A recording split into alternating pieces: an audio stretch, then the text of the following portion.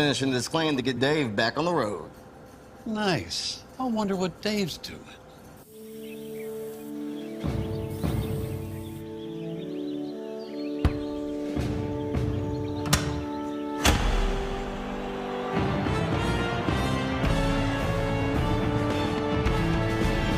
You do your thing.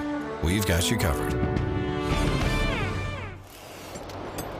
Hey, is the power off on this? I don't know. Just take it off. Safety violation, unsafe work conditions. In the construction trades unions, safety is our highest priority, and we train you to recognize and speak out on unsafe working conditions so that everyone arrives and goes home safely. Learn about careers in construction at georgiaconstructioncareers.com. All right, good afternoon and welcome to the 288th episode of the Alfa Insurance Georgia Pep Sports Drive for the GHSA State Title. Today we are pleased to be joined by DJ Shockley, roughly at 12:20. We're going to talk about his induction into the Georgia High School Football Hall of Fame. That's going to be really exciting. He's one of many dogs getting in, but really I don't think anyone quite represents the state of Georgia like he did. Played at North Clayton, went to UGA, and then suited up for the Falcons, and then he's obviously been a mainstay ever since covering sports in the area. So that would be really exciting. We're going to go over last night's results and then look ahead to our big matchup tonight and this weekend's volleyball Sweet 16 action. So it looks like the weather tonight is going to hold up. It is cooperating. There was originally rain in the forecast. It obviously rained last week, but looks like tonight we will be in the clear. It is a little windy though. On my way here, it looked like a snow globe with all the leaves falling, so should be a nice fall night for our Hall of Fame game. That's going to be at Kell High School, GAC in Kell. There were actually a lot of games last night, and the big one we've been highlighting was North Atlanta against Marist. Who was going to come out in that one? North Atlanta was undefeated. Marist, their only loss was their season opener to Gainesville, the number one team in Class 6A, and it was Marist that got the win last night. I believe that was 16-3. Let me pull up last night's scores. 16-3. Yep, and so they're both 7-1 now, and it looks like that will guarantee Marist the region title. Their region win streak stays alive. I think that's their 18th straight region victory, one of the longest in the entire state. Last week, Rabun County, they actually had a 50-game winning region winning streak, and that was snapped by Elbert County. So who is the longest right now? That's going to be Milton, and they won last night against West Forsyth. Both of those teams were unbeaten in the region, obviously. They won 45-14, and that's Milton's 31st straight region victory. Truly incredible. West Forsyth was coming off a big win over Lambert. Milton will have Lambert, I believe, next week, but they're looking for another perfect run in the region, which is pretty incredible considering they've been in 7A and that active win streak that date back to Adam Clack's first year. So that's pretty incredible, the 2017 season. Last night, Creekview had a big win, 35-3 over Woodstock. They were coming off a 3-point loss to Sequoia last week, and this puts them back in position for a chance at, let's say, part of a region title, because Sequoia is going to have the head-to-head edge on them, and Sequoia's already lost to Rome, but now Creekview is going to play Rome, I think, next week. So if they win that, it would force a 3-way tie. So that was a big win for them. Keeps them in the running for a potential number 1 or number 2 seed. So that was a big result. You had Johnson, Savannah, they won last night. South Atlanta, 28-12 win over Best Academy. That's Class 2A. South Atlanta last week lost to North Cobb Christian, And so that was a big win for them. And then North Cobb Christian is actually going to play Mount Perrin tonight. They have a chance to win their first ever region title in school history if they get the win. They are a heavy favorite in that game. All right, so another big result last night. Central Carroll in Class 4A. They already had a win over Cedartown in Region 7. That was a big one for them. They're still going to play Heritage Catoosa, which is playing Northwest Whitfield. That could potentially set up a region championship if Heritage wins tonight. But Central Carroll 61-0 win last night over Southeast Whitfield. By far their highest output. They have been really impressive, and they joined the top 10 composite rankings for the first time this past week. The other big win, South Forsyth finally got in the win column, 34-7 victory over Forsyth Central. It's their first win of the season for South Forsyth. So I don't know if they're still in the mix for the playoffs, but certainly that's going to salvage their season, a big region victory. So that's it for last night's results. Let me go over what we didn't get into last show on Wednesday. And I knew something was up because I looked at the composite rankings because I was really excited to see how they shifted, and it still had Buford undefeated. And so I knew instantly on the first line, I'm like, oh, this is an old version, but they did send out the new one, so I'll just go over it real quick. Mill Creek has moved up to number 1. They got 59 total votes after that win over Buford. The Score Atlanta poll, I'll take responsibility. We're the only one that doesn't have Mill Creek at number 1. I have them at 2. I have Walton at number 1 still. Walton comes in at number 2 this week. That's their highest position of the season. Colquitt at 3. Buford dropped down to 4. You got Newton at 5, 1 spot ahead of Carrollton at number 6. Carrollton's won 7 straight after their loss to Hughes in the opener. Very easily, they could be an undefeated team. And if they would have gotten that win over Hughes in a tight toss-up matchup, I'd be interested to see if Carrollton would be number 1 right now. But they did have that loss, and that has put them behind in the rankings. But you got Westlake at number 7, so that's a big matchup tonight. Carrollton against Westlake, top 10 region showdown. The winner will likely get the region title.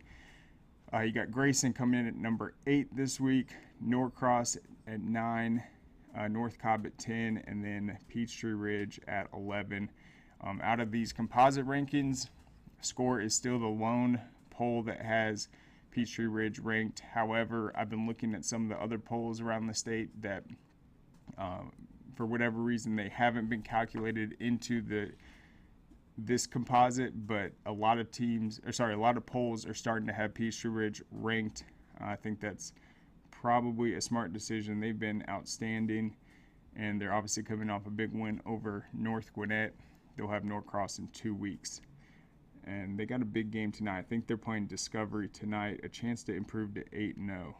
All right, so in Class 6A, Thomas County Central jumped to Gainesville for the first time. They're number 1 this week. And the reason they went up is the computer models, both Max Preps and Maxwell, have them calculated at number 1. They keep getting it done, and they'll have a big matchup on Saturday against Houston County, who comes in at number 6. Douglas County remains number 3. Lee County at 4. You got Rome 7, Marist 8, Roswell 9, Woodward Academy 10. We'll see if Marist moves at all after its win over North Atlanta last night, which was a huge victory for them. All right, in Class 5A, Coffee at number 1 again, Creekside at 2. You got Jefferson 3, Cartersville 4. And I thought this was interesting with Cartersville. Obviously, they are undefeated. We've seen them in close games the last 3 weeks, but GPB still has Cartersville number 1. The Ferguson poll has Cartersville at number 1, and so it's a little interesting because they've looked vulnerable. When you look at their Calhoun win, they were down 17-0.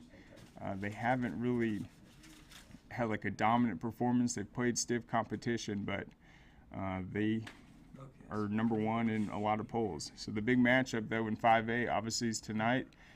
Number 7 Kell and number 8 GAC.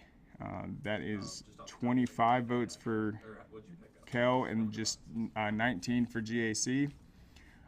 In the Ferguson report, I'm just going to read this right now. He picked the top matchups, I think 8 of them tonight, and he's picking the Longhorns as well. And so you look at the record, undefeated for GAC, Kell, the one loss, we all know that. A lot of people looking at this matchup are really confident about Kell, which is a little surprising because I remember after that first week of the season, a lot of the polls, a lot of the blogs and forums were saying it's time to basically put a fork in Kell. They're done. It's disarray. Their quarterback's playing baseball. They're a mess. But, man, have they silenced those doubts. They got a big opportunity tonight. And so I thought Turd Ferguson wrote an outstanding preview of this matchup, and I just want to pull up one stat because this is going to be the key tonight. It is the balance of Kell's offense that has, for one, put up 47 points per game, but two, you cannot get more balance than this. They are averaging 235 yards per game, rushing and passing, completely balanced. And so that's the luxury they have. You're going up against a tremendous GAC team, great defense. It's been the strength of their team all year long, but they have the ability to rely on the run, to rely on the pass that they need to, and just chip away at that defense and find holes, create mismatches, and just try to catch them off guard. So that's the big key right there. And also, I mean, GAC, their offense has tremendous balance as well. It's just hard to overlook the fact that it's a perfect balance with Kell, but it is 232 through the air for GAC and 199 on the ground. So both teams averaging about 200 rushing. Both teams great quarterbacks. Najee was talking about Xavier Daisy. That's Jack Stanton's go-to target. He's been incredible. The running back senior, G.L. Tibieri, how do you say that? Tiberia. I was close. We got to ask him in person. Yeah. He has 830 yards and 9 touchdowns. Huge playmakers on both sidelines. So this matchup tonight's going to be incredible with the high-powered offenses. You got great talent in both secondaries, and you have two teams that can just hit you in a variety of different ways. So that's why it's guaranteed to be an interesting matchup, because we know that if there's potential problems in the offense, they can make the adjustments and keep it rolling. So you're definitely going to watch this one tonight. There's some other big games on the schedule as well. Obviously, the Sandy Creek and Cedar Grove is going to be huge, but I think this one's so interesting because we talked about the seniors for GAC. They've been building up to this season. They've been basically in top form since week 1. Came out, have looked sharp from the start. Kell, on the other hand, they've gone through the adversity, and they're playing the best they played all year right now. So this is a big opportunity for them, and that's obviously going to be on the Peachtree Sports Network at 8 o'clock. And we'll have some Hall of Famers in attendance. Obviously, the normal broadcast crew is going to be there, and then we will be covering all the action statewide and the big-time matchups. A couple other ones that you'll see on the ticker throughout the night with live updates on some pretty big games. Let's see, it's going to be East Paulding at Douglas County. I'm really interested in this one. Douglas County, this is the win they need to secure that region. They already beat Hughes. East Paulding suffered its first loss against Hughes a couple weeks ago. Now this is a chance for them to secure that region title with just 2 weeks left. You got Harrison at Hillgrove, must win. game for Harrison. They've suffered 2 straight region losses after an undefeated non-region start. That's a big-time matchup. Jefferson at Loganville. It looks like Loganville is going to be Jefferson's last challenger in Region 8. Jefferson looked really good against Flowery Branch last week, who was having a lot of success passing the ball and had a big win over Clark Central, but Jefferson just outmatched them. McEachern at North Paulding. Huge game right there. Both are undefeated in Region 3. For McEachern, they've already played 2 region games. North Paulding opened up its region schedule last week with the win over Harrison. Who's going to come out of this one? I think it's going to be a very exciting matchup for everyone in attendance. You got Mill Creek at Collins Hill. Mill Creek looked obviously incredible after last week's televised win, dramatic win over Buford. Are they going to come out and have another solid performance against Collins Hill and shore up that top seed? You got Parkview at Newton. Another game where it's like, how is this team going to respond? Parkview is going to need this win because nothing's promised in that region. They still have tough matchups ahead of them. And with the way Archer's playing now, this is a game you're going to want to win. You drop another region game, you might end up in a tough situation, not even just getting a road playoff game in the first round, but potentially missing out. All right, River Ridge at Rome. It'll be a big matchup. Rome, obviously, with Creekview coming up, they're going to want to win this one to set up an opportunity to clinch the region title. And they would continue to be the only team in that region without a loss. But obviously, when they go head-to-head with Creekview, if they pulled off the win, would force that 3-way tie scenario. Shiloh at Gainesville. Gainesville will be heavily favored in this matchup. Shiloh's given up a lot of points. I think a couple weeks ago might have given up 60. So I'm expecting a good showing from Gainesville once again. But when you have a team like this, number 1 in Class 6A, I think it's important to update the scores, just see how they're coming out, because they're certainly going to be a team we will watch in the playoffs. Here's a matchup that a lot of people didn't think would come down to a potential region title, but Trinity Christian at LaGrange. This is huge. Trinity Christian is the only team without a loss in Region 4, and then LaGrange is one of 3 teams that's currently at 3-1. You have LaGrange, Stars Mill, and Troop. If Trinity Christian can win this game, it's going to pretty much guarantee them a home playoff. And then LaGrange has been playing really well. And it's just tough with Troop because they lost Teo Todd, their quarterback, but they're all still in it as well. Got another matchup with Whitewater. They're trying to force their way back into the playoff picture, but Trinity Christian at LaGrange will be an outstanding matchup. Another one, Villa Rica at Creekside. Creekside is the region front runner at this point. Villa Rica has just 1 region loss so far, so if Creekside can handle business, that distances them 2 games over Villa Rica. And then Wheeler at Osborne. We're definitely going to want that one. Osborne remains undefeated. But let's take a quick break. It looks like DJ's ready to roll. We'll be back on the other side. What you doing? Hey, just finishing this claim to get Dave back on the road. Nice. I wonder what Dave's doing.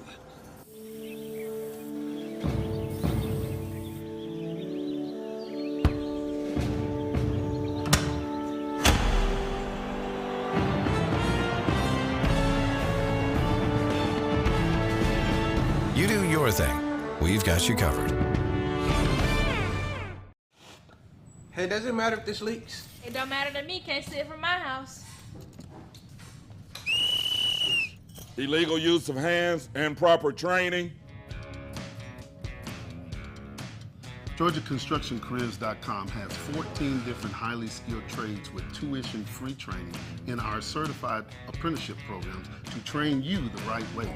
Find your career at georgiaconstructioncareers.com. All right, welcome back. So we will be joined now by DJ Shockley, who is getting into the Georgia High School Football Hall of Fame tomorrow, part of the 40-member class. I'm really excited for the ceremony and just to hear what DJ has to say. So let's bring him on. Hey, DJ, how's it going? Craig, how you doing, man? Doing well. Thank you so much for coming on. So I want to go back to the day you found out you were going to be inducted. I love that clip because I think you were going to make the announcement, and then they told you on the spot, hey, by the way, this is yours, you're getting in. Yeah, man, it was, I'm not going to lie, they got me. So it all started with my then executive producer, Chip Zeller, setting it all up at Fox 5. And I've known Rusty Manziel for a long time, known I.J. Rosenberg for a long time. And, you know, early in the week, they kind of set it up with me. And my executive producer's like, hey, they're going to announce the guys who are going into the Hall of Fame. And I was like, and they want you to, you know, present the names. And I'm like, oh, okay. I was like, why should I do that? Why do they want me to come in the morning? Because I work the night shift. But I was like, okay, well, I guess, you know, I'm a sports anchor. So they said, all right, we want to get a sports guy to do it. So cool. I get in and that morning, and my wife's all in on it as well because it's early in the morning. I'm not thinking they're going to, you know, be there for it. And so I'm sitting there, we're on live TV, and I'm going through all the names, all the guys in the 70s, the 80s, 90s, you know, get to the 2000s, all of a sudden, yeah, my name pops up, and I'm literally like in shock. And I'm sitting there looking at like, is that my name? And all of a sudden, I see my wife, my two kids come walking out. I look over at IJ and Rusty, and they're smiling from ear to ear. I look at my guy Chip, and you know, everybody's kind of elated. I'm still kind of just in shock, and I couldn't believe it. I couldn't believe my family got up that early to come to watch it. But it truly was an honor to see my name with all the other guys that were part of this class, and just to say, hey, you know, what you did in high school has been recognized amongst some of the best in the state of Georgia. So it was a pretty cool moment. I don't get surprised often. I don't get emotional often. But during that time, I was a little bit of both. Well, yeah, it was awesome. You handled it well, too, just not knowing what was going on. And then, yeah, that certainly was a surprise. But I want to ask you just about your high school career, because a lot of people, they know about your college days, just they know the DJ Shockley story, but talk about what playing high school football taught you and just what that experience was like. Yeah, Craig. Well, first off, man, my dad was my high school coach. He had been coaching high school for a while. Then when I finally got there, my mom was a little apprehensive about me playing for my dad because she knew he would be super, super hard on me, and he was. And there were times where, you know, he was so hard on me, it was like obvious, and my teammates even felt bad for me at times. But it was definitely one of the times in my life where I learned so much about me. I learned so much about the game. I learned so much about expectations going forward. And my dad was the first guy to set goals for me. I remember being in ninth grade and my dad telling me, hey, I don't want you to be the best quarterback in North Clayton. I want you to be the best quarterback in our region. I don't even want you to be the best quarterback in our state. He said, I want you to be the best quarterback in the country. And at the time, I thought that was just ridiculous. And by the time I left high school, number 2 rated quarterback in the country behind my man Brody Kroll, who would end up going to Alabama. But I just remember going to all these different camps when I was younger. I remember my dad taking me to, you know, all the different camps around the country. And I remember going to Florida State as a 9th or 10th grader, and my dad telling Florida State I was in the 11th or 12th grade just so that, you know, I could get the attention of Coach Rick. And that's exactly how I got Coach Rick's attention. Was I was in the 11th, 12th grade group at camp and was kind of holding my own. And he comes up and he starts talking to me, and, you know, I tell him, hey, I'm only in the 9th or 10th grade. And ever since then, it was kind of a match made between me and Coach Rick, and, you know, the story goes from there. But high school taught me everything, man. It was a time in my life where, you know, you're trying to find out who you are as a player, what kind of person you're going to be. You got to go through all the stuff that, you know, high school kids go through. But I learned so much that my dad was the coach, and then also playing around a bunch of great guys at North Clayton. Yeah, and you were a multi-sport athlete too. You excelled at track, and so you really brought like extreme athleticism to the position. You were considered like the #1 athletic quarterback. So how was that balance, just being athletically gifted, but also just mastering the quarterback position and just basically being that type of prospect that was really sought out? Craig, what's crazy is, man, during that time, that was, 99, 2000, and people weren't really, excited for guys who could move like me. And, that's around the same time, Mike was at Virginia Tech, and, that style of quarterback was just starting to be what everybody kind of wanted. So during that time, I fought a lot with, not trying to be the super athletic guy who takes off and runs all the time just because he can. So I fought with myself, to be honest, on times when I should stay in the pocket, when I should be able to show people that I can throw, as opposed to just taking off and running whenever I wanted to. So it was a tough balance, to be honest, during that time of being, you're the dual threat guy, but also I want to show colleges, I want to show people around the state, I want to show people around the country that, hey, I can sit in there and throw it just like a drop back passer. So I contemplated that a lot throughout my time. I even, it was still a struggle a little bit, my first couple years at Georgia, trying to be the guy that stood in the pocket and, used my arm more than my legs. I remember Coach Bobo, like, literally screaming at me, it means take off and run.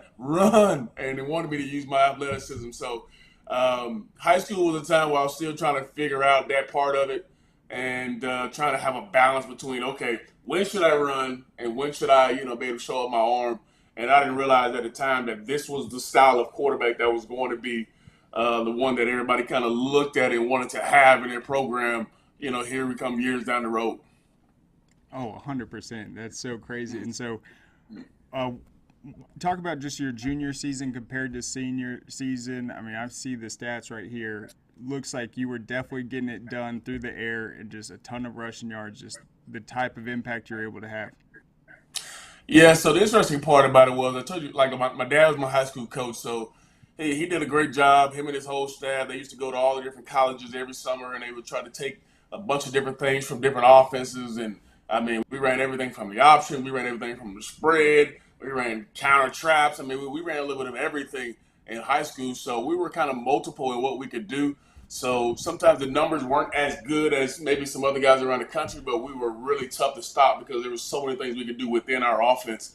And, from my junior year to my senior year, we had, different, style of athletes, different players that we wanted to feature. So at times, it calls for us to throw it. And other times it was speed option or counter trap option, coming around the corner. And then other time we'll play a game and we'll be in 4 or 5 wide the whole game. So I think the numbers just varied depending on the season, depending on the guys I had around me, and then what we wanted to do that particular season. So it was fun, all the years. Obviously, wish you could have won more, but as we know, football in the state of Georgia is always tough. Absolutely. And so, how did playing in Georgia, playing in Metro Atlanta, prepare you just for the college level? I think the biggest thing was the talent you played against. I mean, we played against some of the best schools, absolutely, and I believe in the country. I remember we used to go 7-on-7 and go against, Doug High, where they had Batman over there, and we used to go against them all the time. So it was, we used to go against the best every single year in the off season, in our training. We're playing a little bit of everybody playing outside of our region, and we get in our region. And it was always tough. So I think the talent that you played against absolutely got you ready for the next level. And I think that's what people say, like, hey, when I go play in the SEC and I go to the NFL, I'm used to it because these are the same style of caliber players. Everybody is really good. And I thought in high school we played against a lot of great talent from, the region that we were in. Yeah, and you obviously have continued to cover the game, been involved with the sport. So what do you just appreciate about football these days, just when you watch a game, when you see kind of how it's changed the upcoming athletes? What stands out to you? I just love that the passion is still there. I mean, there's nothing like a Friday night going to a football game and watching the excitement of the fans, watching, the kids in the student section. I got kids now who are 6th and 8th grade, and My daughter, who's in 8th grade, is going to the high school games now and watching them, and you get to sit there and see just the pageantry behind it. You pull it up to the stadiums, and you can smell the cookouts. You can see the tailgates. I mean, I just love the fact that high school football is still pretty genuine, and to play high school football, you gotta love it. And I think the kids love high school football, and there's nothing like it on a Friday night, which is always cool to watch. And then obviously they got the new rules now. I mean, kids in high school can get paid now, which is crazy. But it's an unbelievable time to play high school football heading into college, and I just love the fact that it's still one of the most watched things on a Friday night, that everybody wants to be there and be around and just fellowship. And so, do you ever put yourself in the shoes of the modern day high school quarterback, where how you would have fit in or what you would have done?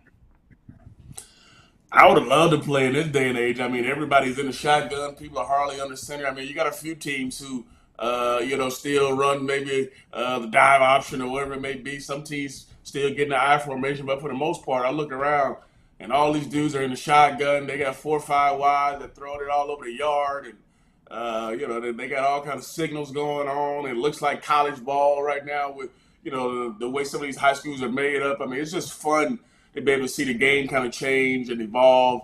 And I would have loved to have the opportunity to sit back there and throw it 35 times a game, which is pretty cool for a lot of these kids now. And just the pageantry of it makes it fun to watch. Yeah, and that's interesting because when you look at who's gotten into our Hall of Fames and through the decades, it's just so obvious that the quarterback play in Georgia has really taken off in the last 2 decades. So, I mean, what have you seen with that? Just the fact that Georgia's now recognized as a state that's producing outstanding quarterbacks as good as anyone. Yeah, man. I mean, you just look across the landscape of college football. You look at the NFL, and some of the guys who came from the state. Some of the guys who have played at a high level. It's so cool to know that you live in a state that has that quality of quarterbacks that continue to come up, and it just speaks to people wanting to come to Georgia, I think. And I think everybody talks about some of the other states who have really good football, but I think ultimately everybody's like, okay, I got to come to the South to get really good players. I got to come to Georgia to get the quarterbacks, to get the receivers, the linemen, the DBs. I mean, there's so many great players in this state, and I'm glad to hear that, the state of Georgia, when you look up, you say, all right, this guy's playing at Clemson, or this guy's playing wherever, and hey, this guy's from the state of Georgia. And obviously, I know Kirby would love to better keep every guy in the state of Georgia, which you can't, but just to know that when you look around the country or you watch a game on Sunday and be like, oh, this kid was right down the road at so-and-so high school, it kind of makes you proud that, hey, you were part of that, and you were a guy who absolutely contributed to the success of the state. Yeah, and we've got some former teammates going in. There's a lot of interesting storylines, but I think one of my favorite is the fact that it's going to be DJ Shockley and Mike Bobo going in together. So talk about that a little bit. Yeah, no doubt. I was just talking to Coach Bobo about it last week, actually. We were, at the Banda game, and just talking about how cool it is that, you don't hardly ever see a coach and a player go in at the same time together. Obviously, Coach Bobo was a great player in his high school career. He did great things at the University of Georgia. And, I mean, the things he's done now as a play caller for, a lot of different universities just shows that this guy has a great offensive mind. And it's a reason why this guy was so good in high school. And the fact that I got to be coached by him, I had the great opportunity to learn from him, taught me so many great things while I was at the University of Georgia. And the fact that we're still – to this day, I can say it's pretty cool to say, hey, I got a great relationship, a great friendship with Coach Bobo. It means a lot to me. And now I got this I can share with him that, hey, we're going in the second inaugural Hall of Fame, which is absolutely pretty cool. And, I'm just honored to have the opportunity to say, hey, I can stand alongside a guy like him who did so many great things on so many different levels. Yeah, it's very exciting. So, what about all these former Georgia Bulldogs getting in? You're going to be able to hang out with them. Are there any of the older decade Georgia guys that you haven't gotten a chance to meet that you're looking forward to, or have you been able to kind of mingle with them in the past? Yeah, I've had an opportunity to kind of, see all these guys, through obviously all the things that Georgia does, and you see guys around. and you get opportunity. It'll be cool to see some of these guys who you haven't seen in a while, like a Jasper Sanks, or I haven't seen my man Quincy Carter in a while. I mean, you're talking about, like, I think it's like 22 Georgia guys going in or something crazy like that. So there's a lot of guys that you look at and say, man, I remember when he played, or I haven't seen this guy in a long time. So I'm looking forward to seeing a lot of these guys on Saturday and just being able to catch up with them, because obviously a lot of these guys paved the way for myself, and I grew up watching a lot of these guys too. So to be in that class with these guys and also to share that, I'm excited for that. Yep, and in the 2000 group that's going in, that's the most recent decade that's invited. It's going to be yourself, Jarvis Jones, Charles Johnson, Rennie Curran. Just talk about the caliber of player and just guys that is right there. Yeah, so I played with Charles, know exactly the kind of player and guy he is. And, I mean, coming from Hawkinsville, I've been down there a couple times. It is the country for sure. And, Charles represents it to the fullest, and as he should. It's a great town. Charles is a fantastic player, similar to Jarvis, a guy who we know has a bunch of highlight moments at the University of Georgia, but just super talented. See him every week on the sidelines at the University of Georgia. And, Rennie Curran, obviously we all know, has a great story, kind of being the underdog, being the smaller guy that nobody expected to ever play, and, just continue to fight through adversity. It's cool to go in with, that set of group of guys from the 2000s who I think a lot of fans can remember from high school to college, and then even things you did in the National Football League. These are all quality players and quality guys at anything. So definitely excited to, share that with those. Oh, yeah, it's going to be a lot of fun. And then who are you going to be bringing with you to the ceremony? So I got my family. My wife will be there. My two kids, who I already mentioned, Milan and Makai, they're, 11 and 13, they'll be there. I have my mom, my dad will be there. I have my mother-in-law and father-in-law will be there. They obviously I've been with my wife since high school, so they have seen my journey since, high school all the way to now. So it's only right that they'll be there as well. So just my immediate family will be there, of course, and we're excited to get everybody in there and, be able to celebrate the night. Yep, and we hold this event during the Georgia bye week, so that's always exciting because, 2 years in a row, Georgia's kind of the king of the hill in college football. But in terms of high school games, have you gotten a chance to catch a lot of them this year, and just what have you seen throughout the state? Sometimes I get a chance to watch it because Georgia's at home, so my kids love to watch it. I'll be able to go and watch a few games or watch them on TV, or, watch you after games, or, during games talk with some of the high school games, which is always pretty cool. But I love being able to, just watch them and just enjoy them and not have to, kind of study them or anything like that. But I think I was watching the Buford Mill Creek game, last week, which was a crazy game coming down to the wire. Obviously, Raiola is the guy who's going to Georgia. They got another guy on the other side. But just so much talent in that ball game. Know Coach Lovelady pretty well from, his time at Mill Creek. And, my son played at Mill Creek for a while.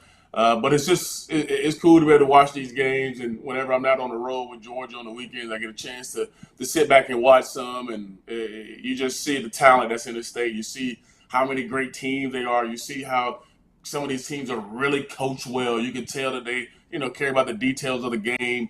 And then, when you guys get to interview them after the game, you can just see how excited these kids are to have the opportunity to, be the player of the game and hear them talk and, kind of see the face behind the face mask is always fun to watch too. So, and also it's fun to see how huge these kids are these days. Oh my goodness. I'm looking at some of these high school kids. I'm like, these dudes should be playing in college right now. So it's definitely different from when I played. The kids are much bigger, much faster, and you can tell they're even more developed now than even when, we was coming out.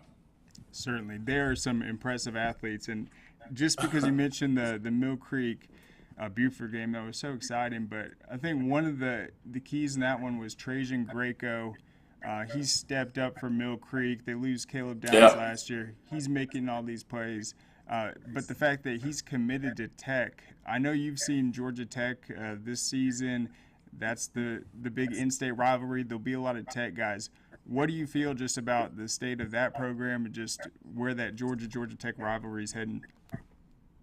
Obviously Georgia's had the upper hand in the last few years, to be honest, I love what Brent Key's doing, man. I think he is making them very competitive. I thought he's done a great job of changing that culture over there and beginning to get those guys to play at a high level. And then obviously they had the huge win over Miami, who was ranked 17th, was undefeated and on the road. And it's just one of those type of games where you say, man, this could be a team that could make some noise. And I think whenever Georgia Tech is competitive and they make it tough, it makes the rivalry so much better. And obviously, I remember when I played, that was the one thing Coach Rick always told us was, hey, don't be the senior class that loses to Georgia Tech. And that tells you just how much it means, because you got to hear about it for the next 364. And, seeing Shelton Stevens, rest in peace to Shelton, seeing him at the games and, giving away the trophy at the end. It's always one of those games that, regardless of the records, regardless of what has happened during the year, that game means a lot. So I know both sides. And I remember just over the years it being one of those rivalries that you just do not want to miss. Joe Hamilton is a really good friend of mine. And we go back and forth all the time. But I remember watching him and be like, man, Joe Ham is the guy that you kind of emulate yourself after. And, even though he was at Tech, it was fun to watch him play. So over the years, you had a bunch of guys like a Pat Swelling who, you watch and say, man, that dude was a beast. And you got to respect some of the players that came out of that program. And I think Brent Key's doing a good job right now in trying to change it and make them a very competitive and relevant program. Oh, certainly. And so that's just going to be another fun aspect, having the Tech guys, the UGA guys there tomorrow. And the fact that they're playing really well, they're on the up and coming, so that will be very fun. But DJ, thank you so much for coming on. It was a pleasure. Can't wait to see you at the ceremony tomorrow. And once again, congratulations. Great. Appreciate the time, man. And appreciate everybody who's part of the Hall of Fame. It's going to be an awesome night. It's an honor for me to go in, and I appreciate you guys even considering me for this huge opportunity and to go in. So I'm excited about it, and I appreciate you guys having me. You bet. All right. So there goes DJ. That was outstanding. Once again, he's going to be in the 2000 class with Rennie Curran, Charles Johnson, and Jarvis Jones. All four of those guys are Georgia Bulldogs, and that is the only guys out of the 2000s. You can see the list, the 40-member class at scoreatl.com, and we'll have more information and stories up. But let's go ahead. We'll take one quick break, and we'll be back on the other side. What you doing? Hey, just finishing this claim to get Dave back on the road. Nice. I wonder what Dave's doing.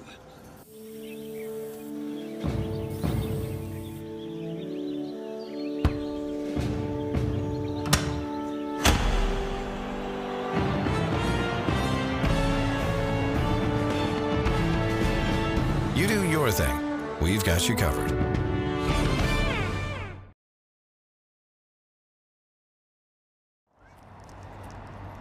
Dang, where you get this car? You need to join the union. The union? Absolutely. You can get 10 of these. Union construction workers earn the highest wages with the best benefits and the most protection in the construction industry. Find your career in construction. Go to GeorgiaConstructionCareers.com and start your future today.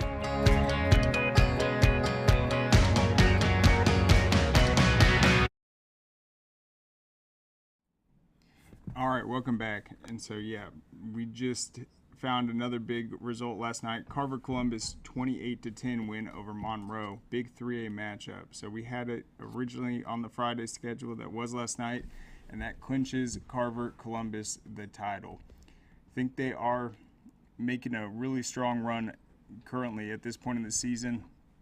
I had some non-region losses. The big win over Thomasville, a team that had basically had dramatic wins the last few seasons. And this is a Carver Columbus team that just 2 years ago was in the 4A state title. They lost a very close game. They're in 3A now.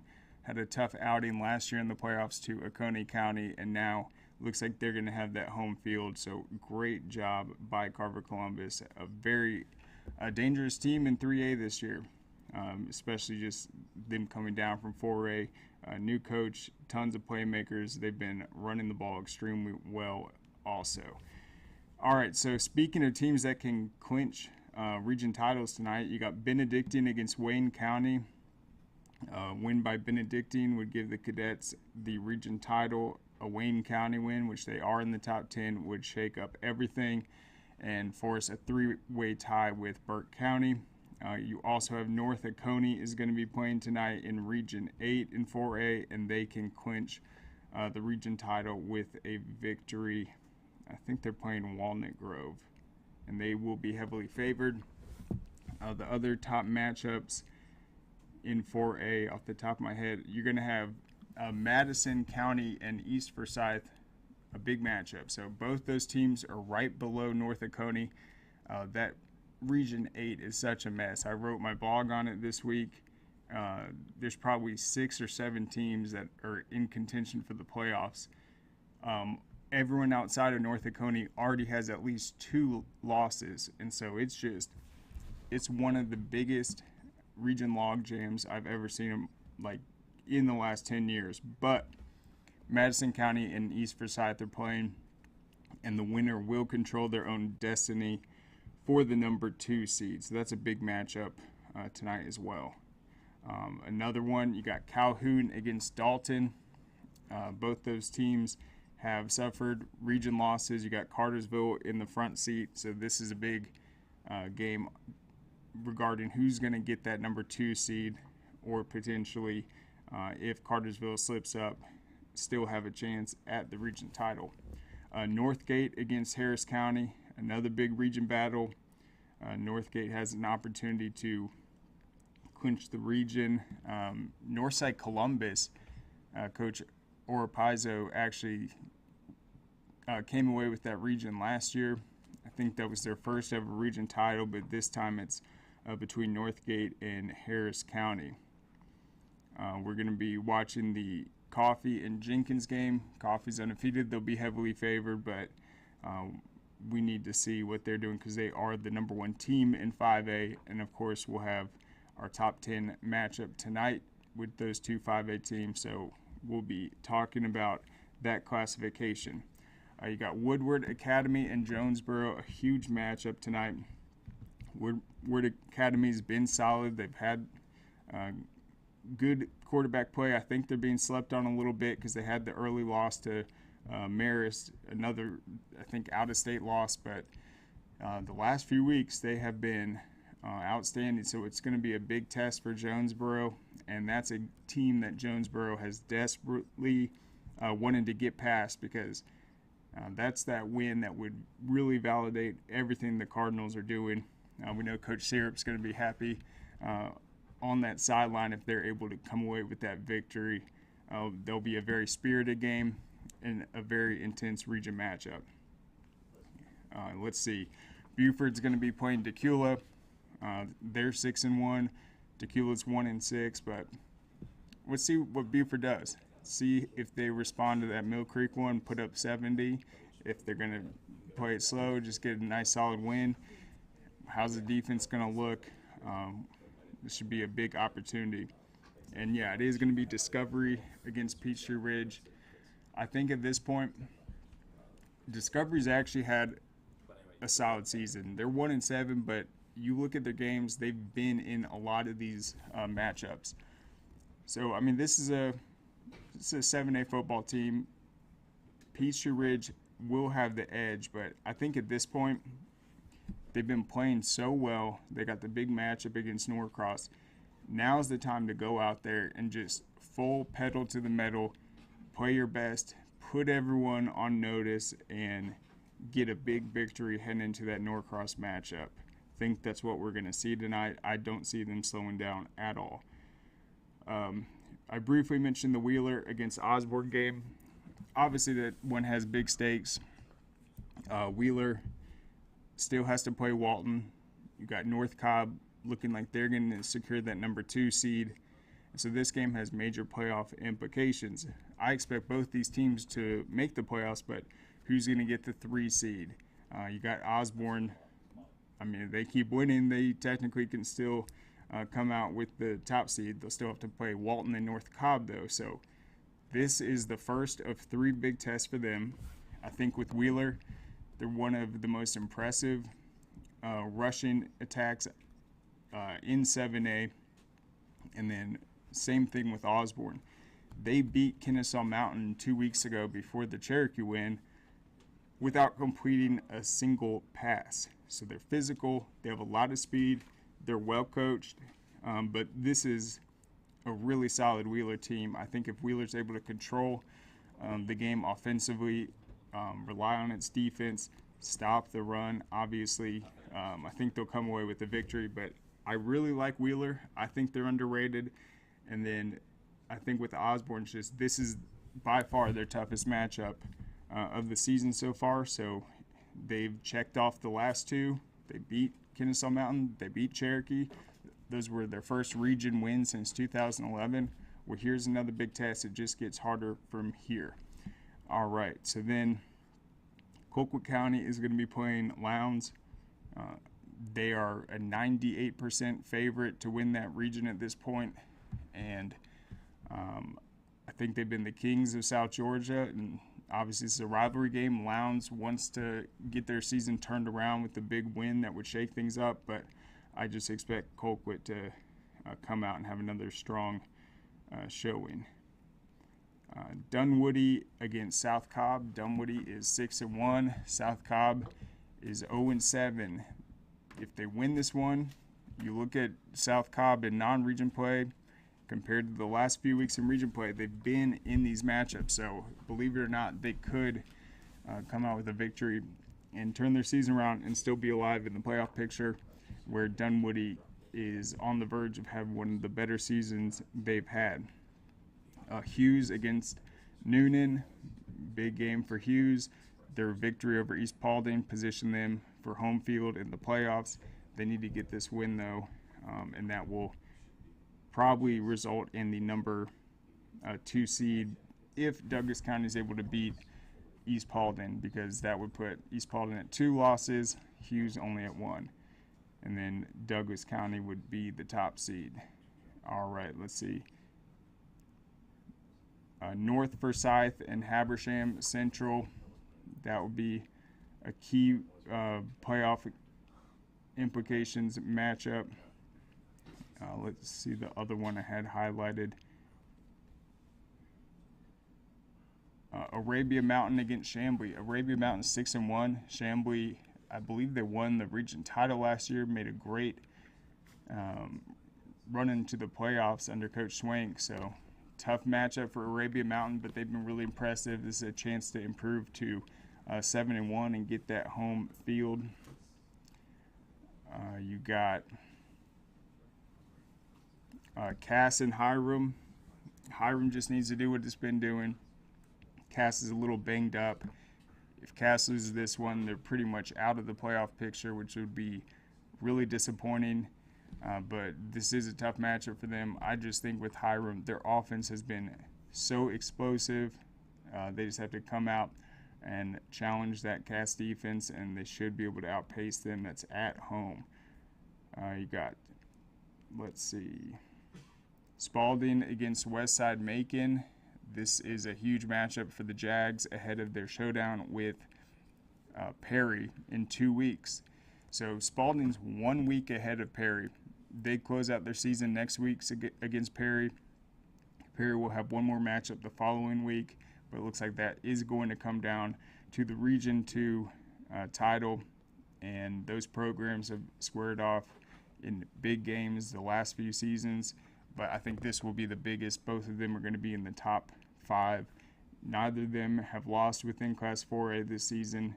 Spalding is undefeated, and Perry's only loss was to Houston County. Hampton against McDonough. I think that one's tonight. Yeah, that's a key Region 6 matchup. You also got Pace Academy in there. They're playing Luella, 2 3-1 teams in the region, and you got Holy Innocents off on the bye. So Hampton and McDonough, the loser that will have a tough time making the playoffs. The winner is probably getting in with the number 3 or 4 seed. Then East Hall against Cherokee Bluff, must-win game for Cherokee Bluff. That's in that crowded Region 8. You got Cedar Shoals against Chesadee, another team with Cedar Shoals that's still in the running. And then Walnut Grove against North Oconee. And let's see the other one. Yeah, Carver, Atlanta, and Douglas. All these teams are guaranteed to make the playoffs with Sandy Creek, Cedar Grove, Carver, and Douglas. It's a 4-team region, but I think this is an intriguing matchup. Every single team in that region is battle-tested. Douglas got completely demolished last week by Cedar Grove. I think it was 61-0. And this is a good Douglas team. They beat Mays the first week of the season. So who's going to come out? Carver, Atlanta, Douglas. I think it's going to be a great matchup. Certainly a score to watch tonight. Let's just pick one more.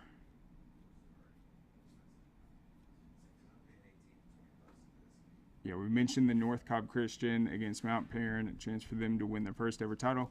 Providence Christian against Fellowship. Providence, their only loss was to Athens Academy. Fellowship, they have no losses within Class 2A this year. It's an intriguing matchup. I'm interested to see if Providence can hang with them. I think Fellowship's one of the better teams in that class. But that's it. Let's go to volleyball real quick. Sweet 16 will be tomorrow. Some key matchups in Class 7A. You're going to have number 1 Walton playing Peachtree Ridge. You got Cherokee against West Forsyth. West Forsyth is the number 4 seed that beat Norcross on the road in a top 10 matchup in the first round. North Paulding against Grayson, and East Coweta against Richmond Hill. Richmond Hill is in the top 10. East Coweta is coming off a 3-1 victory over Harrison. In Class 6A, the top matchups that stand out, you got Riverwood against Woodward Academy, Alpharetta, number 1 Alpharetta against North Forsyth, St. Pius against Lakeside Evans, and Glen Academy against Marist. Johns Creek and Noonan is also a top 10 matchup. Once again, these are all going to be Saturday morning. Kell is playing Midtown at 10 a.m. Midtown is in the top 10. Very impressive team this year. They had a big win over St. Pius earlier that propelled them to the rankings, and I think Kell so far has had the toughest first 2 rounds of the playoffs. They played they played Calhoun in the first round, got the 3-0 win. Calhoun was ranked, I think, number 8, and then Midtown's number 7, and they are coming off a 3-0 win over Clark Central. On the other side, Loganville and Dalton, a big top 10 matchup. I got Dalton at number 3 in the state, and Loganville, I think, is at number 6. You got GAC playing Eastside, another key matchup, Chattahoochee and Jefferson, and then Chambly and McIntosh. Class 4A, a couple big matchups to watch. Westminster, Heritage, Catoosa. You got Lovett against Walnut Grove, and Central Carroll against Holy Innocents. Holy Innocents, it's hard to believe they're the number 4 seed, though. That's how talented that Area 5 was. But that's it for now. We got to get going and get ready for tonight. Kickoff will be at Kell High School. We look forward to seeing you guys there. And then obviously on Saturday we'll be at the Hall of Fame. But thank you everyone for tuning in, and we'll see you then.